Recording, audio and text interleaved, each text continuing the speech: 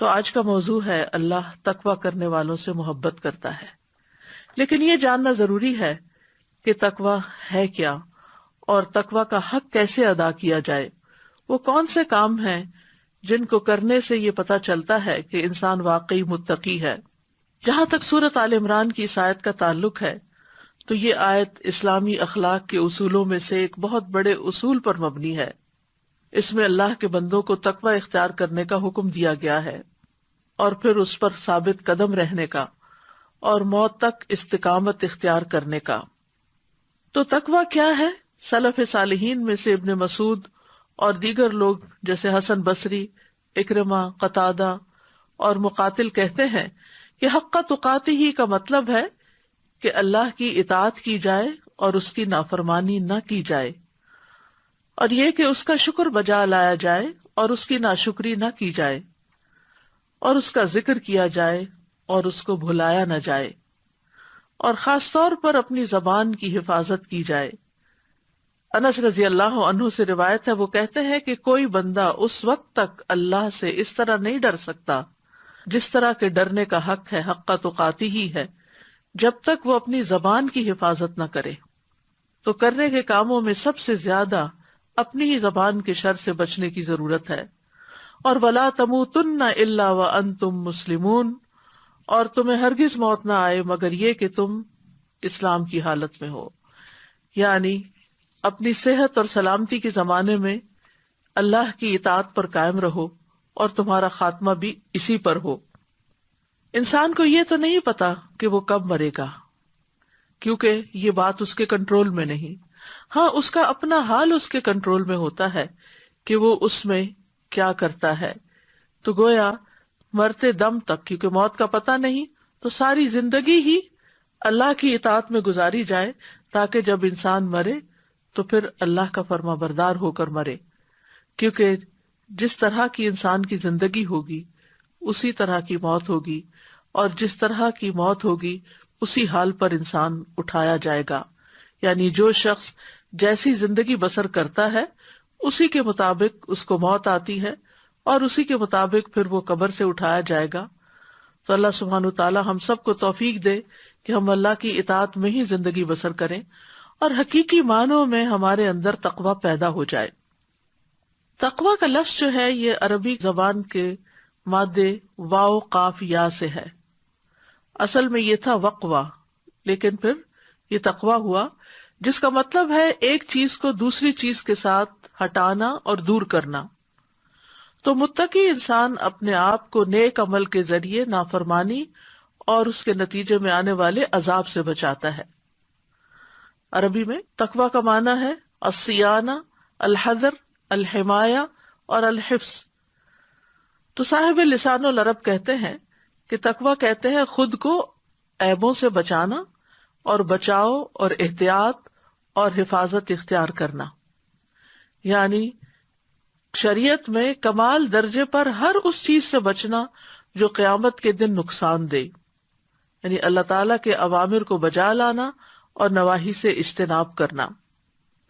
متقین وہ ہوتے ہیں جو گناہوں سے بچتے ہیں اور فرائض ادا کر کے اپنے آپ کو عذاب سے بچاتے ہیں۔ حضرت علی رضی اللہ عنہ کہتے ہیں کہ تقوی گناہوں پر اصرار کو چھوڑ دینا ہے، یعنی انسان کمزور ہے، انسان سے گناہ ہو جاتے ہیں، لیکن متقی انسان گناہ پر اصرار نہیں کرتا، غلطی ہونے پر وہ فوراً اللہ کی طرف رجوع کرتا ہے۔ اور فرمایا کہ تقوی کیا ہے؟ الخوف من الجلیل والعمل بالتنزیل والقناعۃ بالقلیل والاستعداد لیوم الرحیل۔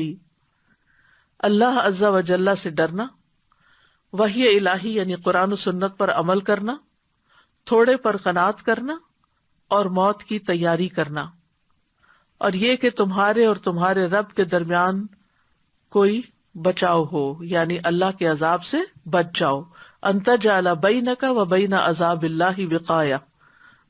اور پھر یہ کہ تقوی یہ ہے کہ انسان اللہ کی عبادت ایسے کرے جیسے اس کو دیکھ رہا ہے، اور اگر وہ نہیں دیکھتا تو اللہ تو اس کو دیکھتا ہی ہے، اور یہی تعریف احسان کی بھی ہے۔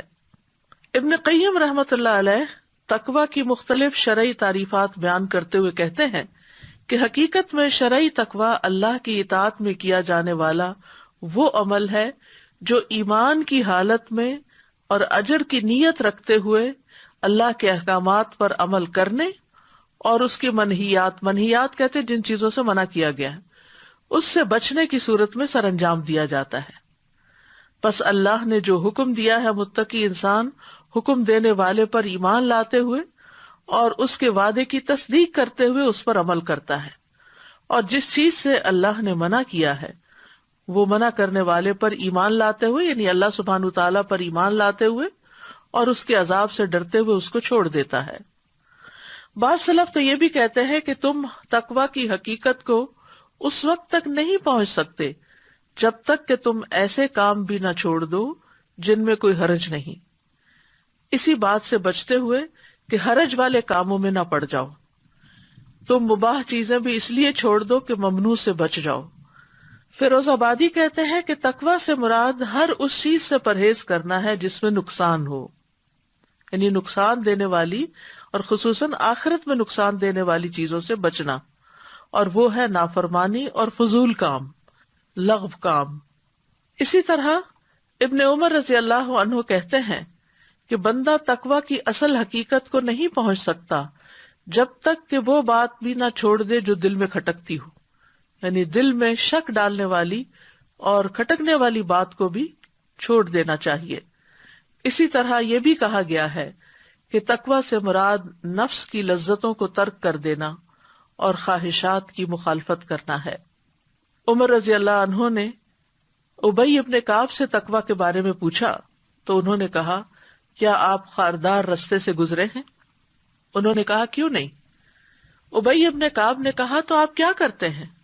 عمر رضی اللہ عنہ کہتے ہیں، سمٹ کر، کپڑے بچا کر اور بھرپور کوشش کر کے احتیاط سے گزرتا ہوں۔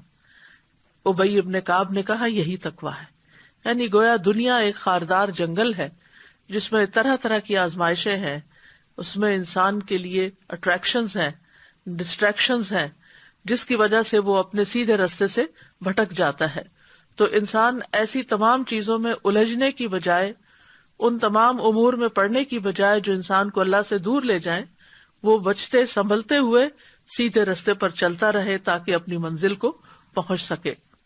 بعض علماء کہتے ہیں تقوی تمام کا تمام اس آیت میں جمع ہے، اور وہ آیت ہے، ان اللہ یأمر بالعدل والاحسان وایتاء ذی القربى وینہی عن الفحشاء والمنکر والبغی یعظکم لعلکم تذکرون۔ بے شک اللہ حکم دیتا ہے عدل کا، احسان کا، رشتہ داروں کو دینے کا، اور روکتا ہے بے حیائی کے کاموں سے، برائیوں سے اور سرکشی سے۔ وہ تم کو نصیحت کرتا ہے تاکہ تم نصیحت حاصل کرو۔ تو اس میں کرنے کے کام بھی بتا دیے گئے اور جن چیزوں سے رکنا چاہیے ان کے بارے میں بھی بتا دیا گیا۔